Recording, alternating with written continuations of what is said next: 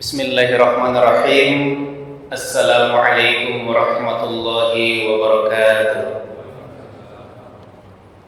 Perkenalkan Al-Fakir Muhammad Insani Renhoran,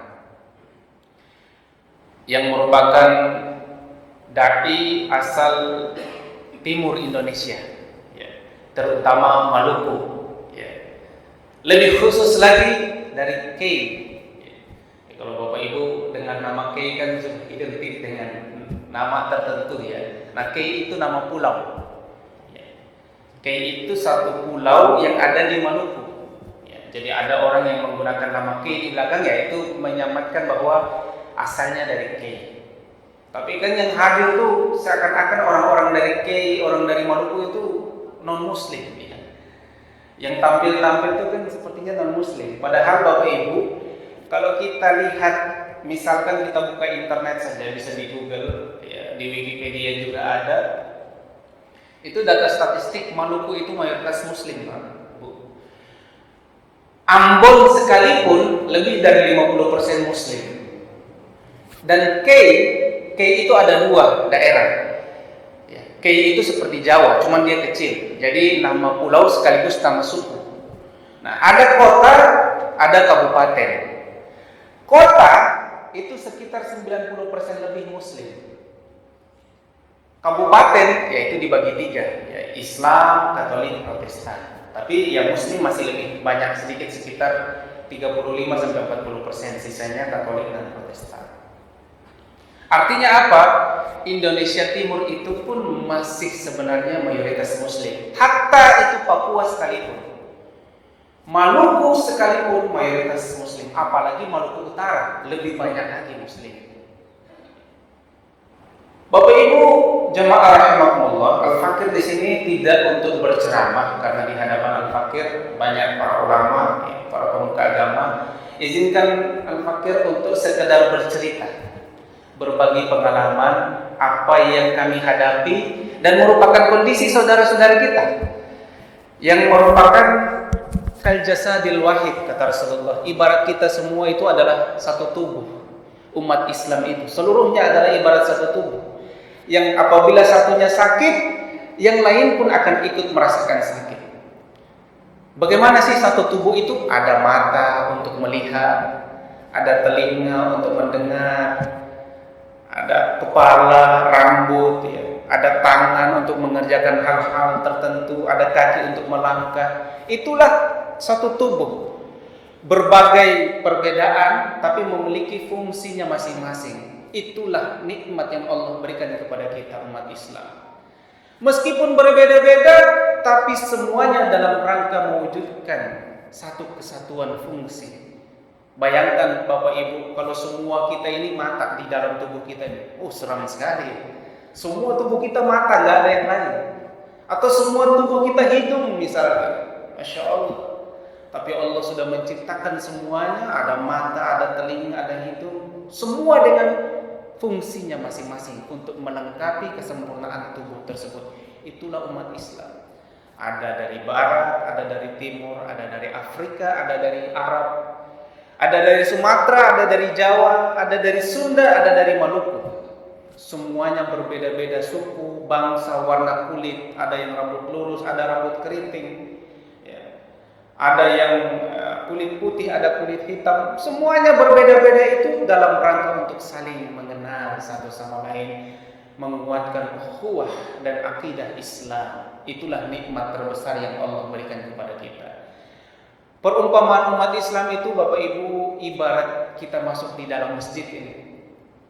Sudah tidak dilihat lagi dari Amerika kah, dari Australia kah, bahkan dari Arab Saudi kah, dari Mesir kah, bahkan dari Jawa kah, dari Sunda kah, dari Papua kah, bendera merah kah, bendera putih kah, bendera hijau, bendera biru, bahasa Arab, bahasa Inggris, sampai bahasa yang kita nggak mengerti pun, ketika masuk ke dalam masjid sudah tidak ditanya lagi. Semua masuk ke dalam masjid menjadi satu jamaah salat, ditunjuk seorang imam, imamnya rukuk, semua rukuk, imam sujud, semua sujud. Itulah gambaran umat Islam. Berbeda-beda tetapi bersaudara dan wajib bersatu. Jamaah rahimakumullah, Bapak Ibu yang dimuliakan oleh Allah Subhanahu wa taala. Lebih daripada itu, gambaran yang paling jelas bagi kita adalah ketika umat Islam sedang berhaji.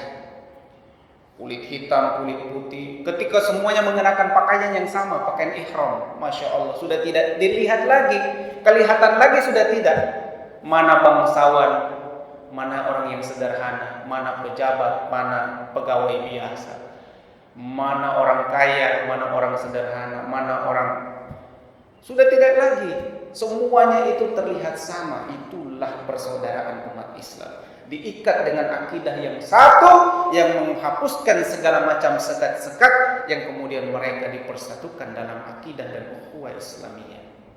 Makanya kita diperintahkan untuk peduli terhadap sesama saudara kita dimanapun mereka berada, dan kita pun diperintahkan untuk bertakwa, ittaqullaha, ya, atau ittaqillah haitsu ma kunta. Bertakwalah kalian dimanapun kalian berada, kapanpun.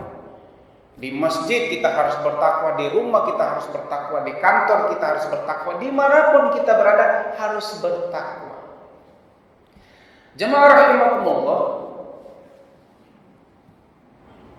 saya sedikit ingin menceritakan. Tadi kami singgung sedikit dari Kay. Al-Fakir sendiri diamanahkan sebagai Ketua Dewan Syuro Forum Tokoh dan Umat Islam Kay, dan juga Ketua MUI Huat Sorbai di Maluku, dan juga pengurus yayasan Pondok Pesantren Nurul Jadid Tet Oat di Maluku. Bertemulah dengan Badan Wakaf Al-Quran. Badan Wakaf Al-Quran ini salah satu lembaga sosial yang program utamanya adalah menyebarkan Al-Quran wakaf ke berbagai daerah, dari Sumatera sampai ke Papua, termasuk kami di Maluku. Kami sendiri bukan orang Badan Wakaf Al-Quran, tapi dai yang berada di daerah-daerah, kemudian terhubung dengan BWA untuk menyalurkan wakaf air bersih, wakaf Al-Quran, kemudian ada beberapa wakaf yang lain, terutama Al-Quran. Bapak Ibu rahimakumullah, tadi kami ceritakan, kenapa sih ketika kita mendengar Maluku atau Kay, yang muncul itu persepsi kita adalah seperti negeri atau orang-orang non-muslim. Padahal aslinya mayoritas. Kami sedikit ingin menceritakan fakta, Bapak Ibu. Dan ini tanggung jawab kita semua. Al-Fakir memang aslinya dari Kay, dari Maluku, tapi lama di sini. Kenapa kemudian terpanggil kembali untuk berdakwah beberapa tahun di sana? Ya. Karena setidaknya kami ingin cerita ada dua faktor. Nah, ini penting kita tahu cerita-cerita supaya kita bisa tahu kondisi saudara-saudara kita. Kalau di Jawa ini kan alhamdulillah sudah banyak ulama-ulama hebat, ulama-ulama besar dengan berbagai disiplin ilmu. Tapi di timur gimana? Ya. Sangat minim sekali. Sementara masyarakat di sana dengan medan yang agak sedikit sulit, berbeda dengan di sini. Ya. Kalau di sini Bapak Ibu, kita mau ke Surabaya, kita mau ke Sukabumi, kita mau ke Bandung, cukup motor, mobil bisa, kereta bisa. Tapi kalau di timur Bapak Ibu, apalagi di Maluku, wilayah pulau-pulau Pak. Beda kabupaten kota, beda pulau. Beda kecamatan, bahkan sebagian kecamatan beda pulau. Bahkan sebagiannya beda desa, beda pulau. Pak, gimana kebayangnya kita untuk menjangkau di sana? Aksesnya sulit Pak. Makanya korelasinya dapat. Ketika aksesnya sulit, Pak, nanti kalau sesekali insya Allah ke Maluku, dan saya yakin pasti di sini Bapak Ibu ada yang pernah ke Maluku atau ke Papua dan sejenisnya, tahu medan di sana. Sebagian pulau, Pak, itu tidak ada akses transportasi umum, ya karena laut ya. Tidak semua, paling kota-kota ibu kota yang itu dijangkau oleh pesawat. Ya, pesawat-pesawat kecil, tapi tidak semua ibu kota juga. Tapi bagaimana dengan kecamatan dan desa? Tidak bisa Pak, pesawat masuk sana. Kadang-kadang bisa dengan speed, ya. Itu pun kita harus sewa Pak. Berapa sewanya? Kami pernah menyewa speed 1 hari Pak. Itu menjangkau 2 atau 3 pulau. Hanya 2 atau 3 pulau. Berapa sewanya? Karena kami untuk berdakwah digratiskan, hanya menanggung bahan bakarnya saja. Berapa bahan bakarnya? 6 juta lebih. 6 juta lebih hanya untuk make satu hari, itu hanya menjangkau 2-3 pulau kalau saya tidak salah ingat ya. Itu sudah digratiskan Pak, Insya Allah. Hanya kita perlu beli bahan bakar. Ya. Kalau bahan bakar speed itu bensin dicampur oli kalau nggak salah ya. Saya agak lupa. Itu hanya tanggung uang bensinnya saja. Sudah 6-7 juta Pak sehari. Gimana bayangin? Kalau dai nggak punya uang yang lebih, ya nggak akan mungkin kita bisa menjangkau desa-desa sana. Gimana kita dapat duit? Alhamdulillah disupport oleh sebagian dari para muhsinin, bapak ibu yang memiliki kelebihan harta dititipkan melalui badan-badan sosial termasuk badan wakaf Al-Quran. Kami diberikan Al-Quran, wakaf yang bapak ibu berikan itu bukan hanya untuk mencetak mushaf dan Al-Quran terjemahan saja, tapi juga adalah biaya distribusinya tersebut, sekaligus biaya pengajaran Al-Quran kepada dai-dai di berbagai daerah. Kami cerita singkat ya. Kami mohon waktu sedikit saja untuk menceritakan kisah-kisah ini. Ini penting, efeknya Bapak Ibu perlu tahu Pak. Karena transportasi yang mahal, bahkan Pak, kadang-kadang kita mampu beli bensin atau speed pun, ada pulau-pulau yang tidak bisa dijangkau dengan speed. Harus kapal feri. Ada yang feri pun tidak bisa Pak. Kalau dipaksa lewat situ, terbang Pak feri itu. Apalagi feri kan depannya itu datar. Makanya nggak bisa kapal feri lewat situ. Sebagian pulau tuh untuk transportasi antar kabupaten. Harus apa? Kapal yang lebih besar dari feri, lebih kecil dari kapal pesiar sedikit. Namanya kapal sabuk. Tapi ada pun yang sabuk tidak lewat, harus kapal besar. Yang memuat berapa ya? Kalau tidak salah 10.000 orang. Nah itu baru bisa lewat. 10.000 atau 1.000 minimal. Saya agak lupa. Tapi kapal besar, 8 dek, 8 tingkat. Ya, Masya Allah. Bapak Ibu rahimakumullah. Tapi yang ingin kami ceritakan, Masya Allah, betapa tantangan luar biasanya akses di sana, sehingga tadi kami cerita itu butuh biaya besar. Tentu kalau kita tidak ada biaya, beberapa dai saja sudah minim Pak. Udah ceritanya udah minim. Gimana dengan dai yang punya uang lagi, itu lebih minim lagi. Apa efeknya? Dampaknya apa Pak? Dampaknya, mohon maaf Pak, kalau di sini kan alhamdulillah kita punya imam ya, sholatnya itu 5 waktu ada, ya. Apalagi sholat Jumat, Masya Allah. Di sana Pak, ya. Nanti Bapak Ibu kalau yang pernah ke sana, saya hampir ke setiap masjid itu hampir pasti ada yang pernah ke sana dan cerita sesuai dengan apa yang saya sampaikan. Ya. Apa itu? Jangankan sholat Jumat Pak, sholat 5 waktu kosong Pak. Kenapa? Imamnya tidak ada. Imamnya ada, tetapi pada saat waktu sholat beliau tidak ada di masjid. Kenapa Pak? Mencari nafkah. Di mana? Di laut Pak, nelayan. Ya. Kalau nggak nelayan, itu berkebun. Ya. Pagi sampai sore. Yang melaut bahkan bisa berhari-hari di laut. Kalau di Maluku itu masih imamnya itu masih imam sebagian ya. Kalau di desa-desa itu masih turunan Pak. Gitu. Jadi imam anaknya yang gantiin, nggak bisa orang lain. Gitu. Jadi repot juga memang, agak sulit. Makanya ketika imamnya nggak ada yang imam ya masjidnya kosong. Gimana dengan sholat Jumat? Nanti Bapak bisa langsung ke sana Pak. Saya ingin cerita Pak. Ini cerita langsung dari imam di salah satu kabupaten. Apa yang terjadi Pak? Sholat Jumat itu beberapa desa itu kan terpisah pulau. Saking krisisnya dai, di setiap desa tuh bahkan hampir tidak ada dai, sehingga yang bisa berkhutbah itu relatif hanya 1-2 orang. Tapi yang miris apa? Rata-rata cuma 1 orang. Itu pun berbekal membaca buku khutbah Jumat. Tapi bukan itu yang disayangkan. Apa yang terjadi Pak? Ini saya sedang direkam, saya tidak merekayasa. Ya. Saya cerita sesuai dengan fakta supaya Bapak Ibu peduli dan mudah-mudahan kalau ada rekan-rekan dai bisa juga ke sana. Ya. Apa yang terjadi Pak? Itu Pak, khotib untuk bisa naik khutbah Jumat, sebelum naik mimbar minum dulu Pak. Bu, Bukan minum kopi Pak, bukan minum teh, bukan minum air putih. Alkohol Pak.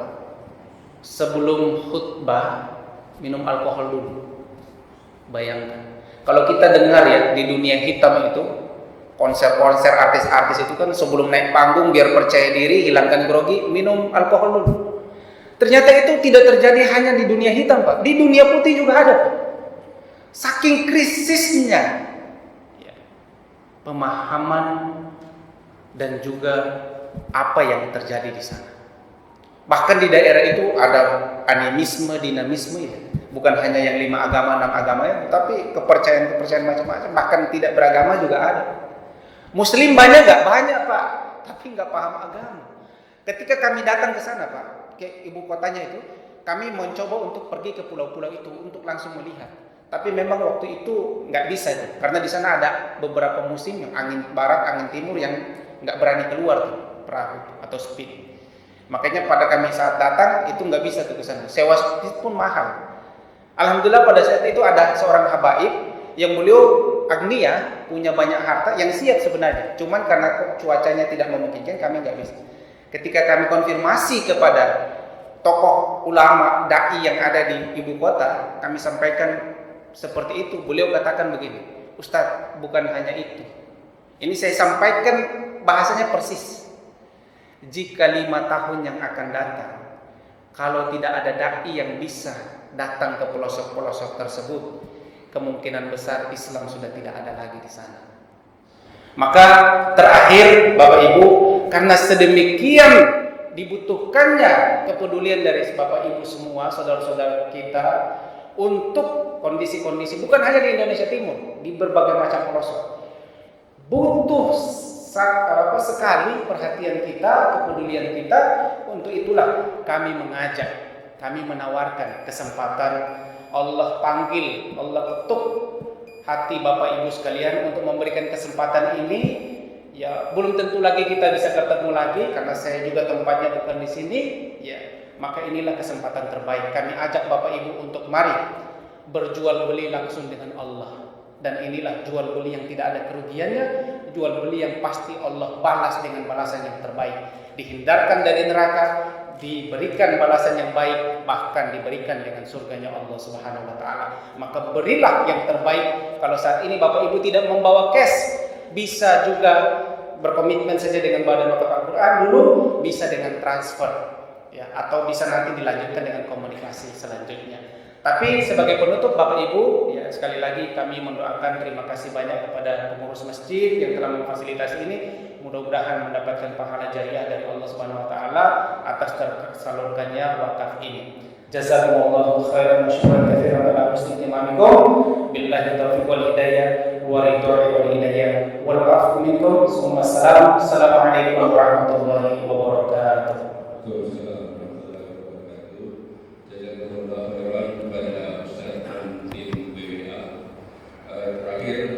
Kami sampaikan kepada bapak-bapak dan ibu-ibu, bagi yang mau menindaklanjuti mungkin bisa menghubungi saya atau PIC-nya kita di sini dari Badan Wakaf Al-Quran itu Bapak Hakim. Nanti bisa dicatat nomor handphonenya atau bisa menghubungi saya. Mungkin sementara sebelum saat ini mungkin berikutnya silakan hubungi kami atau nanti dihubungi. Saya sampaikan ke PIC-nya di sini Bapak Hakim. Kemudian untuk yang amplop tadi silakan nanti dikumpulkan. Ada kotak. Oh ya, di depan ada kotaknya. Silakan letakkan di depan amplop tadi. Terima kasih Ustaz. Waalaikumsalam warahmatullahi wabarakatuh. Terima kasih banyak Bapak Ibu semua.